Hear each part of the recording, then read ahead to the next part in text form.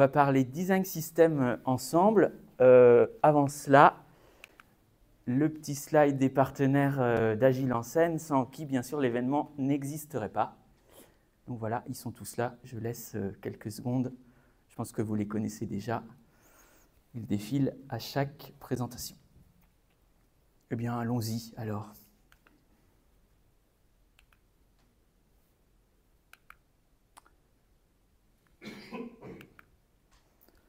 Prologue. Dans un vaste royaume où règnent 1000 écrans, chaque interface naissait comme un enfant errant. Aucune règle jusqu'ici, juste un sombre chaos, un désordre sauvage, un éternel fléau. Sans guide, sans boussole, dans un ordre fragile, les boutons se bousculent, les couleurs s'éparpillent. Chaque équipe à sa guise tissait sa toile obscure, ignorant les voisins, sans commune structure.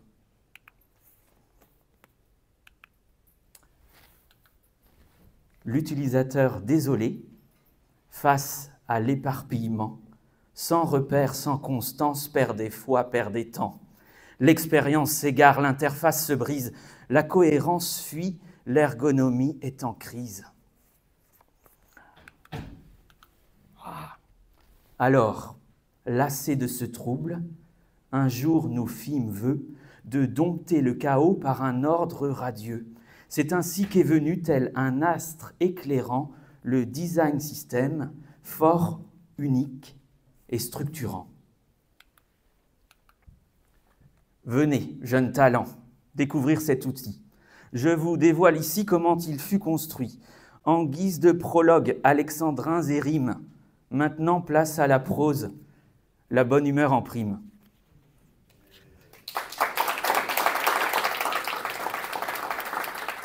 Je me présente, je m'appelle Florian Caillé, je suis UX UI designer et je travaille chez UTech. UTech, c'est la DSI des magasins U, Super U, Hyper U, U Express. Peut-être vous êtes client de ces magasins. Eh bien voilà, on travaille à la DSI et ça fait maintenant 2 ans et demi, 3 ans presque, oui, le temps passe vite, que je travaille sur Unicorn, notre design system.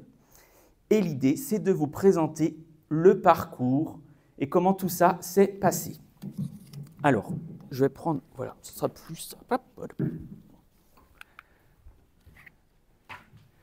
Alors, un design system, qu'est-ce que c'est? Est-ce que parmi vous, il y en a qui ont une idée? Levez la main. Ouais, ok. Est-ce que parmi vous, il y en a qui ont un design system dans leur entreprise? Ouais. Est-ce qu'il y en a parmi vous qui ont une relation intime avec un design system? Mes collègues, ok, très bien. Eh bien, on va, pendant quelques minutes, redécrire ce que c'est qu'un design system. Pour faire une analogie, un design system, c'est à peu près ça. C'est-à-dire des éléments réutilisables, organisés, cohérents, qui nous permettent de construire des produits qui ont forcément une cohérence entre eux. Plus concrètement, du coup, un design system, ce sont à la fois des éléments graphiques qu'on peut réutiliser, mais également des principes, des bonnes pratiques qui permettent de designer, concevoir des applications, mais également de les développer.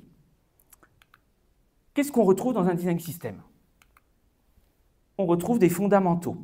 Alors les fondamentaux, c'est ce qu'on pourrait appeler la charte graphique de l'entreprise, des couleurs, des logos, des typographies, des images, des pictogrammes. On a également, et c'est quelque chose qu'on oublie parfois dans le design system, des usages et des bonnes pratiques, des règles à respecter pour construire des interfaces cohérentes. Donc c'est une documentation avec des règles UX/UI, ce qu'il faut faire et ne pas faire, illustrées par des exemples. Et également, on retrouve un guide sur le contenu rédactionnel. Comment je dois m'adresser à mes utilisateurs, comment je rédige un message d'information, quel est le ton rédactionnel que j'utilise. Est-ce que je tutoie mon utilisateur? Est-ce que je le vouvoie? Ça, c'est des décisions qu'il faut prendre et qu'il faut appliquer et décliner. Et également, c'est le plus gros morceau, et c'est ce qu'on a vu avec l'analogie des briques Lego. Le design system, c'est également des composants, une librairie de composants réutilisables, à la fois pour les designers et pour les développeurs. Et on essaye d'organiser ces composants. Donc, nous, ce qu'on a essayé d'appliquer, c'est l'atomic design. Qu'est-ce que c'est? En gros, c'est d'avoir différents types de composants, des composants de base qu'on appelle atomes. Un exemple de composant de base, c'est par exemple un bouton, un champ de saisie. Et puis des composants un peu plus complexes qui sont construits à partir de ces atomes, donc ce qu'on appelle molécules. Par exemple, molécules, on pourrait avoir un champ de recherche, donc qui a un champ de saisie plus un bouton. Et puis, on peut, comme ça, aller vers des composants beaucoup plus complexes, jusqu'à des pages. Voilà, des modèles de pages et des pages. Donc, il y a cette bibliothèque de composants, et avec ça, il y a également une documentation technique pour les développeurs, et une documentation fonctionnelle pour les équipes métiers et les designers. Donc, vous l'avez compris, ce design system, il s'adresse à plein de populations, les développeurs, les UX/UI designers, et globalement les équipes projets. Petit astérix. Au final, il ne faut surtout pas l'oublier, le design system, il est là pour servir les utilisateurs finaux des applications. Donc, bien sûr, il va falloir les impliquer quand on construit le design system, les valider que ce qu'on propose fonctionne et correspond à leurs usages. Il y a 3 objectifs à un design system, en tout cas 3 qui nous ont parlé, nous, dans notre contexte entreprise de la grande distribution. Le premier, c'est que ce design system, il doit nous aider à faire des applis cohérentes entre elles et homogènes. Ça, c'est le premier point. Le deuxième, eh bien, si on peut être un peu plus efficace et que le fait d'avoir tous ces éléments réutilisables et ces règles qui sont décidées pour de bon, eh bien, normalement, on est censé aller plus vite, donc gagner en efficacité et ne pas réinventer la roue à chaque fois. Et le dernier point, c'est de faciliter la collaboration entre les équipes qui conçoivent et les équipes qui développent.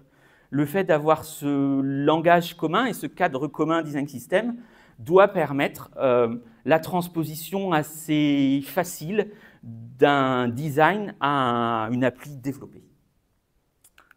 Bon, on a fait le tour à peu près du design system. Est-ce que vous y voyez à peu près plus clair?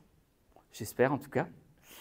Je vous propose maintenant de voir un petit peu le récit de notre construction. Par quelle étape on est passé pour arriver aujourd'hui à un design system qui commence à avoir de la gueule. Voilà. Alors, donc Unicorn, le récit d'une construction, je peux peut-être commencer par le point de départ. Notre entreprise, il y a 4 ans, 4-5 ans, se lançait dans un grand programme de transformation de son SI. On avait des centaines d'applications qui devenaient obsolescentes, difficiles à maintenir dans des technologies anciennes. Et du coup, il y a eu cette décision de prise de dire, dans les 10 prochaines années, on va rénover, peut-être redévelopper la majorité de nos applications. Et à ce moment-là, il y a eu cette idée de dire, ben, si dans les 10 prochaines années, on redéveloppe la majorité de nos applicatifs, faisons en sorte de le faire bien. Et pour le faire bien, peut-être que le design system, ça pourrait être un outil qui serait utile pour ça.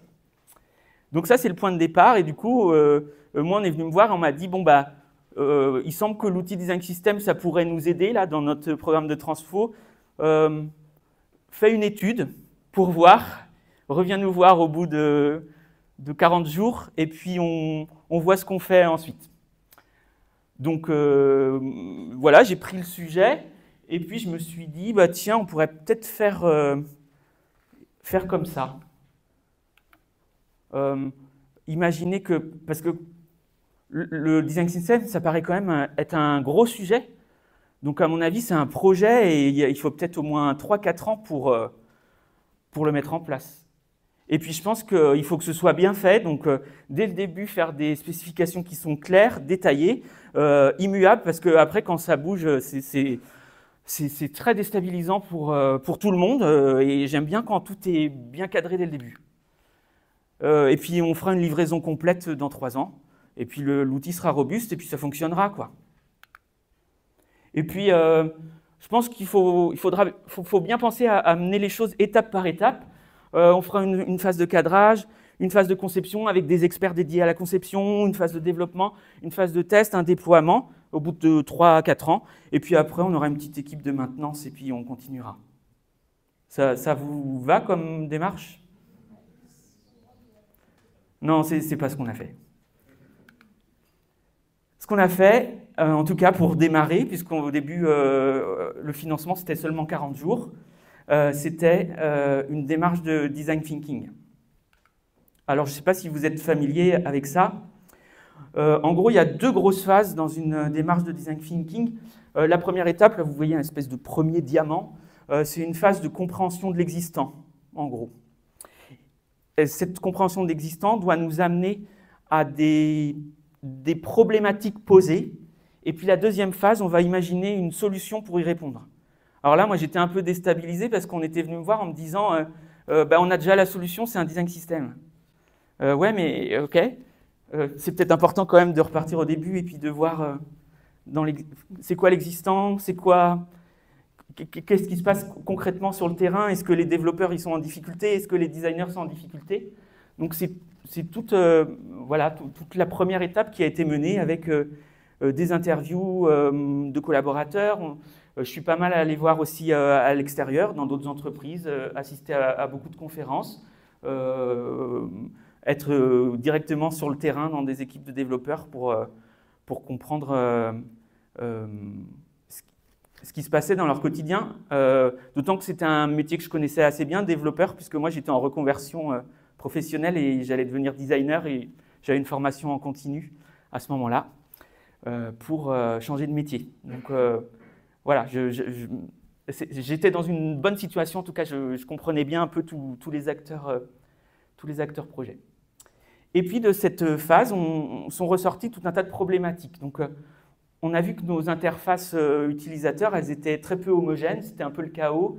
Les développeurs trouvaient que ce n'était pas suffisamment efficace, ils réinventaient à chaque fois des éléments graphiques. Ils avaient du mal à collaborer avec les équipes qui concevaient. Et puis tout ça n'était pas vraiment accessible, dans le sens accessibilité. Donc de ça, effectivement, de ce qu'on avait vu sur le design system, c'est un outil qui potentiellement pouvait répondre. L'idée, c'était un peu de creuser cette solution. Alors peut-être qu'elle ne répondrait pas à toutes les problématiques et qu'il faudrait les adresser par d'autres moyens, mais l'idée, c'était quand même d'explorer la solution design system. Donc ce qui a été fait, c'est un prototype. Et l'idée de donc on a dédié 20 jours à la construction de ce prototype de design system. Et l'idée, c'était de voir si ce design system était faisable dans notre entreprise, viable dans le temps et désiré de l'ensemble des équipes. Et donc, on a vraiment mis en œuvre un premier composant qui était le bouton, toute la documentation qui est associée, le code pour les développeurs, la librairie pour les designers, et puis également tous les éléments de style et de charte graphique du groupement qu'on a pu reprendre des équipes de communication qui avaient déjà fait le travail. Et du coup, à l'issue de ces 20 jours, il y a eu un pitch à la direction pour présenter le résultat des travaux, en expliquant qu'on avait bien expérimenté tous les outils qu'on pourrait utiliser, la façon dont on pourrait le mettre en œuvre. Et il y a eu go, vous pouvez y aller, on démarre, on lance une réalisation. OK, une réalisation, mais moi, à ce moment-là, j'ai aussi des convictions sur la manière dont on doit le réaliser, ce design system. Ce n'est pas un projet, c'est un produit, et il n'a pas de fin dans le temps. Donc, il faut une roadmap, un backlog, une construction incrémentale. On ne va pas attendre 3 ans pour l'utiliser réellement dans des applications qu'on va envoyer à nos utilisateurs et qui, dans 3 ans, nous diront ah ben non, mais en fait, là, ça ne va pas du tout. Non, il fallait aller plus vite que ça. Donc, essayer de trouver un design system minimal, un MVP qui puisse déjà fonctionner avec des premières applications. S'appuyer sur l'existant, j'en ai parlé, notamment bien réutiliser la charte graphique de l'entreprise. S'entourer, donc créer une équipe pluridisciplinaire avec des designers, des développeurs, des experts de design system qui auraient pu le mettre en œuvre dans d'autres entreprises. S'outiller, donc il y a 3 outils qu'on a retenus qui sont, on n'est pas allé chercher très loin, c'est les outils leaders du marché sur le design system, Figma pour les designers, Storybook qui est un outil open source de documentation pour les devs, et 08 qui est un outil de documentation de design system, leader aussi. Et on avait en tête l'idée de construire un produit collaboratif où les équipes pourraient contribuer, nous faire des retours pour améliorer les composants et peut-être même nous proposer des composants. J'en reparlerai à la fin, mais c'est un point qui a été difficile à mettre en œuvre. On n'était pas prêt dans notre entreprise à collaborer pour construire un outil commun. Ça a été compliqué au début. Et tout ça, on en a dégagé des grandes valeurs. L'idée, c'est que ce soit utile, utilisable, utilisé et également inspirant. Que ça évolue, c'est un produit vivant qui s'adapte en fonction des retours, collaboratif, accessible. Donc, essayer au maximum de respecter les normes d'accessibilité. Et également, dans accessible, il y a facile d'accès. Donc, que les équipes puissent prendre en main cet outil de manière assez simple.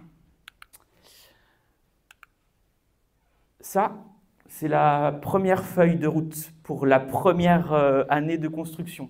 C'est notre MVP, en fait.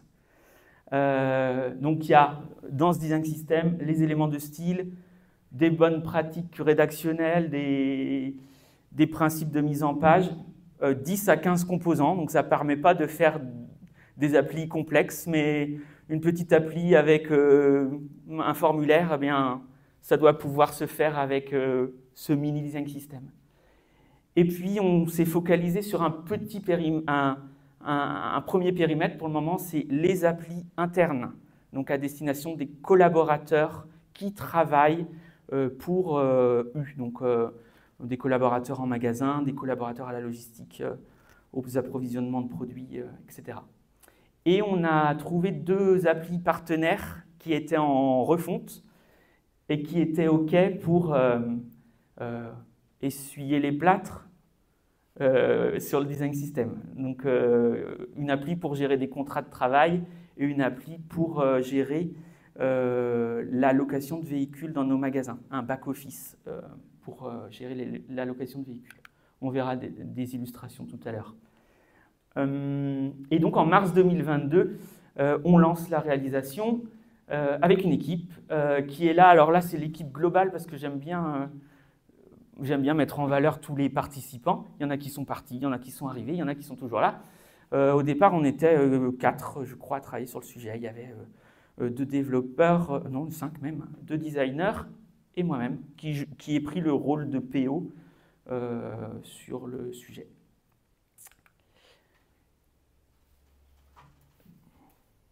Ah non, il faut que j'appuie. Okay. Donc, depuis le lancement de sa réalisation, le 1er mars 2022, voilà ce qu'est devenu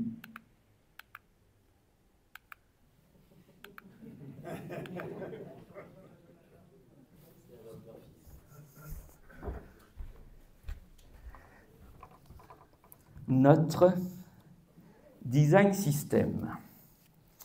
Techniquement basé sur Vue 3, donc c'est le framework JS qui était déjà en gros le framework recommandé, voire obligatoire pour tous les nouveaux développements qui démarraient en interne. Et on s'est appuyé sur une librairie de composants qui s'appelle Element Plus, qu'on a customisé. L'idée de s'appuyer sur une librairie de composants, c'était d'aller plus vite et de ne pas réinventer la roue sur tous les composants. Et il contient donc, ce design system, des couleurs, des polices de caractères, des pictogrammes. Aujourd'hui, plus de 50 composants. Ça va du bouton, donc un composant simple, jusqu'à la visionneuse PDF, un composant très complexe, en passant par plein de composants, des tableaux, des arborescences, du responsive, on en parlera après. Et il y a également des règles d'usage, donc des recommandations do et don't sur les composants et sur le contenu textuel. Et tous ces éléments se retrouvent donc dans une documentation qui est accessible et centralisée. Et le point d'entrée unique, c'est 08, où il y a toute la doc et l'accès à toutes les ressources dont on a besoin pour démarrer avec le design system. On a également Figma, où on retrouve la librairie pour les designers, et Storybook, avec la doc technique pour les développeurs, mais la doc Storybook est intégrée dans 08. Voilà. Et tout ça est utilisé aujourd'hui et bien utilisé. Et voilà à quoi ça ressemble. Ça s'appelle donc Unicorn. Je vous raconte l'histoire, pourquoi ça s'appelle Unicorn. J'ai une histoire officielle et une histoire officieuse. L'histoire officielle, c'est un petit clin d'œil à notre groupement. Au début, notre groupement s'appelait Unico. Voilà, donc Unico est contenu dans le nom. Et également, pour notre programme de transformation, il y a l'ouvrage Unicorn Project qui a pas mal inspiré notre direction. Il y a même des ouvrages qui étaient disponibles pour tous les collaborateurs. Ça, c'est la version officielle. La version officieuse, c'est que j'ai une collègue qui est fan des licornes et qui m'a mis la pression pendant 2 ans pour mettre des licornes dans le design system. Et voilà, au global, à quoi ça ressemble aujourd'hui. Il n'y a même pas tous les composants là-dessus, mais vous voyez, ça commence à être très riche. Aujourd'hui, on a une trentaine d'applications qui utilisent ce design system. Appli simple, pourtant pas la première à l'intégrer, mais voilà, une mire d'authentification simple, mais utilisée quand même par, chez nous, des milliers d'utilisateurs.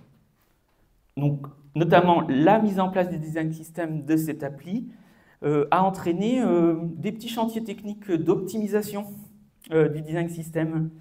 Voilà, parce qu'au tout début, enfin, dans une ancienne version du design system, il se chargeait complètement au démarrage d'une page, d'une application. Donc, c'est l'ensemble des 50 composants, ce qui est dommage pour une page où on a besoin de 3 composants. Donc, il y a eu tout un travail de fait pour que, automatiquement, le design system ne charge que les éléments dont il a besoin. Un autre exemple, une application qui s'appelle Contrat et Avenant, donc qui est une des applis partenaires pour démarrer notre sujet. Donc, Contrat et Avenant, c'est une appli utilisée dans nos magasins pour générer des contrats de travail, donc des documents Word avec toutes les clauses légales, des contrats de travail et des avenants. L'appli existante était assez désastreuse, avec un formulaire avec 300 champs. Et puis, alors déjà, il fallait choisir le type de contrat qu'on voulait générer. On avait un choix parmi 25 acronymes, sans explication. Et puis après, on remplissait 300 champs dans une page. L'appli avait 25 ans. Voilà. Donc, en plus d'utilisation du design system, il y a eu bien sûr un accompagnement UX/UI qui est également mené par notre équipe, puisque, je ne l'ai pas dit ça d'ailleurs, notre équipe donc, qui a réalisé le design system est dans une équipe plus grosse qui est le Centre Lean Agile et Design. Il y a eu le choix dans notre entreprise de réunir à la fois l'agilité et le design, qui étaient des pratiques peu pratiquées. Il y avait eu des expérimentations, mais ce n'était pas généralisé dans la construction de toutes nos applications. Et l'idée, dans le cadre de ce grand programme de transformation, c'était aussi d'aller impulser dans les équipes de l'agilité et du design. Donc, on a construit l'outillage commun, c'est le design system, mais on a également aidé les équipes à designer les applications, à intégrer les utilisateurs dès le départ pour comprendre quels étaient les irritants, les difficultés sur les applications actuelles, pour ensuite construire une solution qui est plus adaptée et qui espérons-le, répond aux difficultés des utilisateurs. Donc là, vous avez la page d'accueil de la fameuse appli contrat et avenant. Vous voyez, très simple, hein, il y a juste 2 points d'entrée. Je veux générer un contrat, je veux générer un avenant.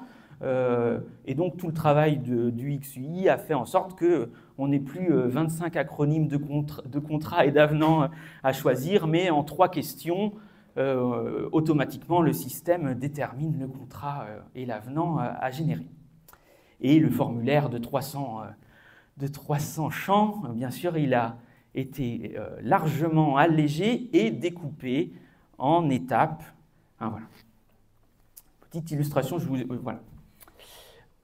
Deuxième application, le back-office location, donc, qui est l'outil utilisé en magasin pour gérer les réservations et la facturation des locations de véhicules.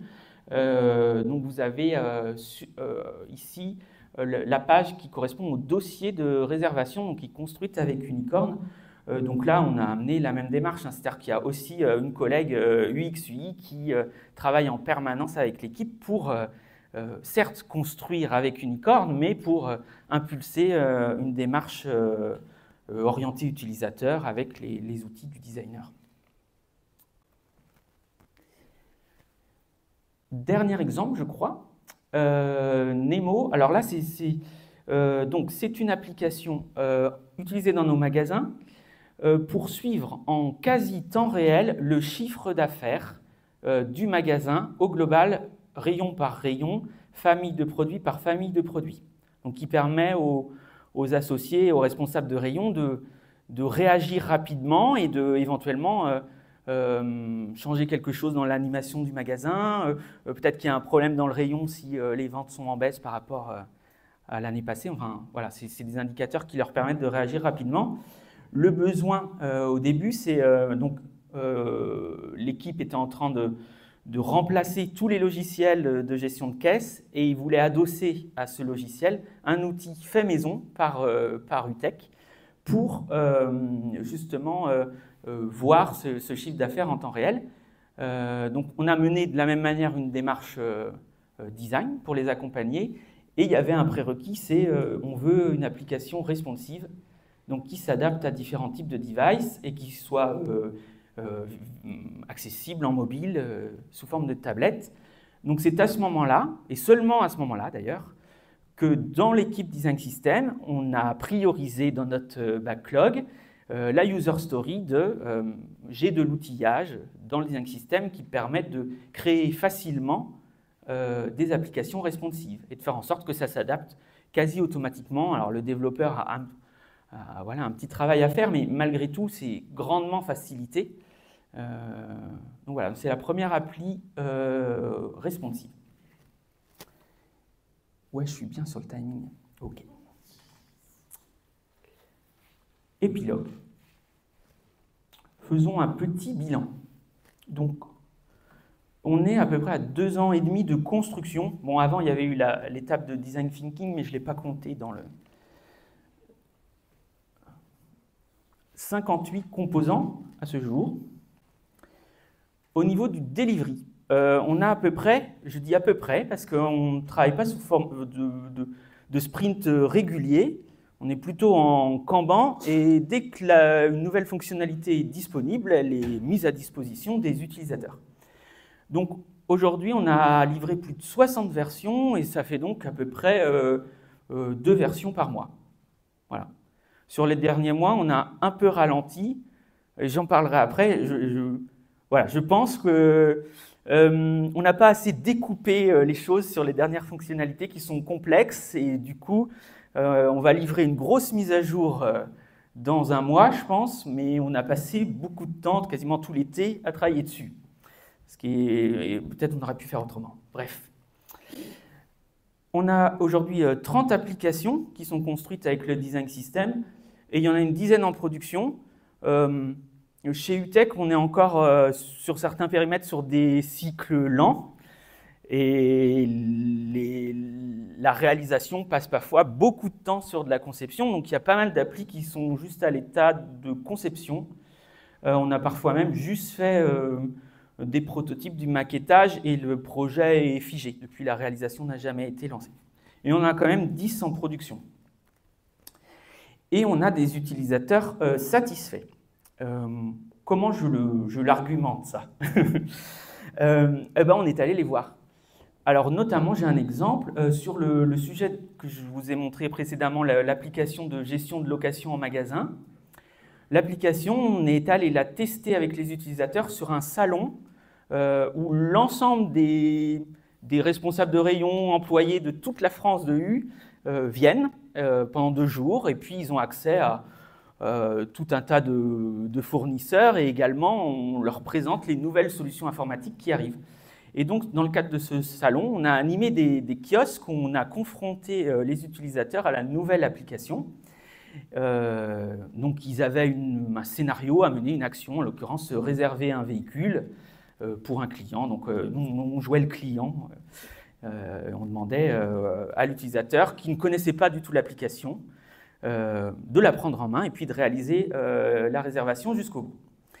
À l'issue de ces tests, on a collecté le feedback de ces utilisateurs avec une méthode normalisée qui est le questionnaire SUS, qui est ce qui est un questionnaire pour mesurer l'utilisabilité d'une application. Est-ce que c'est facile d'utilisation?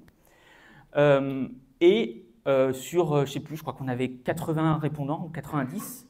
On a obtenu une note de 86,5 sur 100, ce qui est très bon. Pour comparaison, puisqu'on peut comparer, comme c'est un formulaire normalisé qu'il a déjà été joué sur plein d'outils informatiques, Gmail, c'est 85%. Google, ça doit être 95%, le moteur de recherche. C'est hyper simple. Voilà. Donc, c'est quand même très rassurant. Ça veut dire que ce qu'on arrive à construire avec Unicorn, ça satisfait les utilisateurs finaux. Donc déjà, voilà, ouf. Et puis, bon, ça c'est pour la blague. Voilà, c'est encore ma collègue Alexandra que je vais nommer. Comme il s'appelle Unicorn, on passe nos journées à s'envoyer des émoticônes licorne. Et ce n'est qu'une étape. On a des... Alors, sur les premières années, évidemment, on s'est concentré sur les composants les plus essentiels et les plus simples, sans doute, à mettre en œuvre. Donc, tous les composants de base, des composants un peu plus évolués. Je vous ai parlé de la liseuse de PDF. Les chantiers qu'on adresse en ce moment sont plus complexes. Cette année, on a travaillé sur des composants qui permettent de faire des tours guidés. Donc, c'est une aide pas à pas pour les utilisateurs, pour les aider à prendre en main une application. Donc, on a développé un composant qui permet de faire ça, sur lequel on a passé pas mal de temps, ce qui est logique. Et le travail qu'on a fait pendant l'été et qui nous a pris aussi pas mal de temps, on est en train de travailler sur de la thématisation de ce design system pour avoir un mode dark et des modes contrastés, donc plus accessibles aux personnes en situation de handicap visuel. Et ça, on a passé pas mal de temps parce que ça a nécessité pas mal de refactoring dans notre outil design system. Voilà, notamment, je ne vais pas peut-être rentrer dans des design... Bon, je peux en parler 2 minutes si... Ouais, c'est bon. Pour construire un design system, on utilise ce qu'on appelle des design tokens. C'est-à-dire que c'est des variables, des éléments réutilisables qui vont être...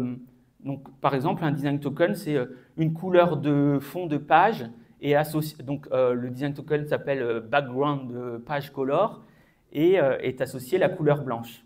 Et en fait, tous ces design tokens, on peut en avoir des centaines et ils sont utilisés après pour construire chacun des composants. Et donc, quand on change leur valeur de couleur associée, ça permet de décliner le design system en mode dark dans d'autres thématisations. Et il s'est trouvé que on s'est rendu compte là cet été qu'on n'avait pas suffisamment variabilisé tous ces éléments qui permettaient de construire notre première base. Et donc, on a eu pas mal de nouveaux design tokens à créer. Du coup, les rattacher dans Figma, les mettre également côté dev, donc ce qui a pris pas mal de temps. Voilà, je crois que j'ai une illustration après en avant-première, je crois que personne ne l'a vu. C'est notre mode dark qui arrive le mois prochain. Et il y aura également un mode plus contrasté, light. Voilà. De tout ça, on en a tiré quand même un certain nombre d'enseignements que je vais partager. Le premier, mais je l'ai déjà entendu dans plein de confs ici, c'est de commencer petit et d'accepter qu'on a un produit incomplet qui ne permettra pas d'adresser tous les besoins d'application, mais ça permet d'aller sur le terrain et de se confronter au réel. Autre point très important, trouver des partenaires, des early adopters, des équipes qui sont OK pour un peu essuyer les plâtres. On a eu deux contextes différents. Je vous ai dit qu'on avait trouvé 2 early adopters au début, l'appli de contrat de travail. Ça s'est extrêmement bien passé avec eux. Vraiment un partenariat très cool. Parce qu'ils n'avaient pas de pression. Je pense que ça a aidé. Ils n'avaient pas de pression sur les délais. Le sujet n'était pas forcément important côté métier. Il était un peu poussé par la DSI, donc il n'y avait pas urgence pour les métiers. Donc ça a un peu relâché la pression. Le deuxième sujet était le back-office location. Et là, ça a été plus compliqué. Déjà, parce que l'application est complexe, avec des écrans complexes qui nécessitent des composants avancés qu'on n'avait pas dans le design system au début. Donc, il fallait convenir avec l'équipe qu'en attendant la mise à disposition du composant qui n'était pas prêt, il fallait une solution de secours dégradée. Utiliser peut-être je vous ai dit, on s'appuyait sur la librairie Element de Plus, utiliser peut-être en attendant le composant d'Element de Plus qui n'était pas aux couleurs de U et qui n'utilisait pas, qui ne proposait pas forcément tous les services qu'on attendait, mais c'était la condition pour pouvoir démarrer. Et ça a été difficile à accepter par l'équipe qui attendait vraiment de nous que tout soit prêt tout de suite.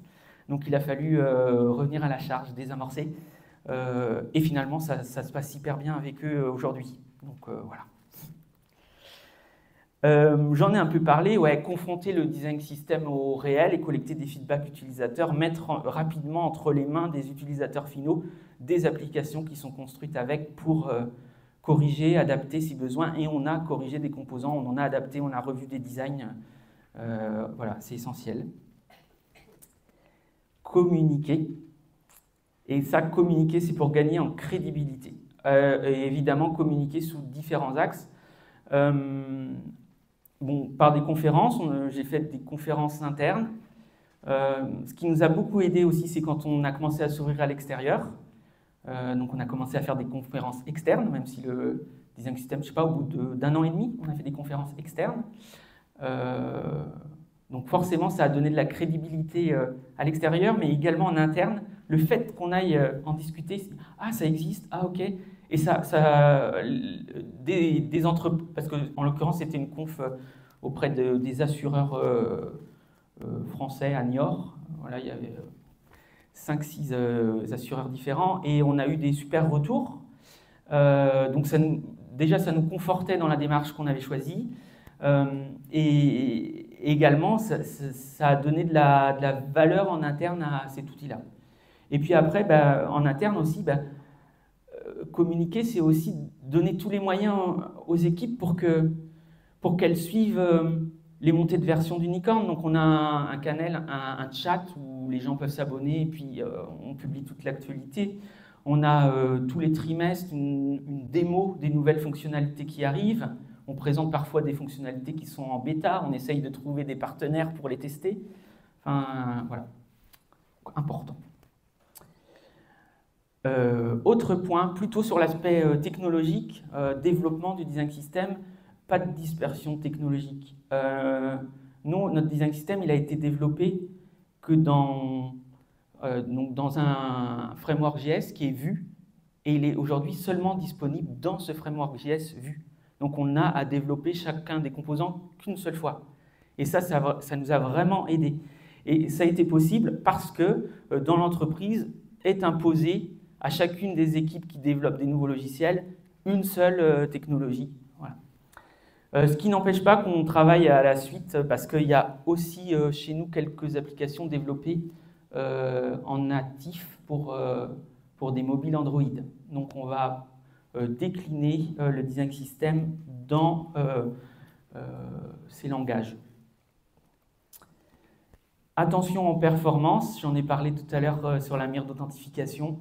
Il y a eu pas mal de chantiers qui ont été lancés et amorcés par les développeurs pour optimiser tout ça. Et faire en sorte que ce ne soit pas lourd à charger. Voilà. Et un produit vivant, il faut accepter ça dès le début. Ça vit. On va acheter des choses, on va en remplacer. Il faut vraiment accepter ça. Voilà. Parfois, c'est difficile. Par exemple, là, on va jeter bientôt la visionneuse PDF, on va la mettre à la poubelle. Parce que c'est sans doute obsolète et ça va être compliqué à maintenir. Donc, on va s'appuyer sur une visionneuse PDF de navigateur. Voilà. Intégrée à Chrome. Comme chez nous, Chrome est le navigateur aussi qui est utilisé en interne par tout le monde. Voilà, je crois qu'on arrive à la fin. Merci. Merci.